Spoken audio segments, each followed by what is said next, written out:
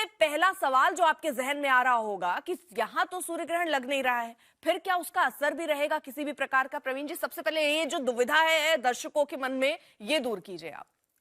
जी, दर्शकों को बहुत बहुत नमस्कार। बहुत बढ़िया सवाल अर्पिता जी ने पूछा कि जब ये सूर्य ग्रहण भारत में नहीं दिखाई दे रहा है तो फिर इसको लेकर के चर्चा क्यों क्यों जो है ये सूर्य ग्रहण महत्वपूर्ण है।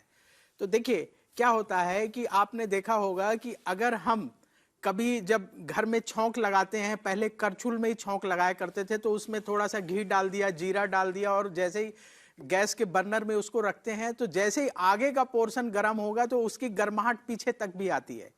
सेम इसी प्रकार से दुनिया में कहीं भी जब ग्रहण पड़ता है तो खगोलीय घटना होती है और उसका असर पूरे विश्व पर होता है। हम ज्योतिष के नजरिए से देखते हैं ये सूर्य ग्रहण कुंभ राशि और धनिष्ठा नक्षत्र में लगने जा रहा है। तो ये सूर्य ग्रहण ना सिर्फ कुंभ राशि को प्रभावित करेगा बल्कि सभी 12 राशियों पर ये असर डालने वाला है।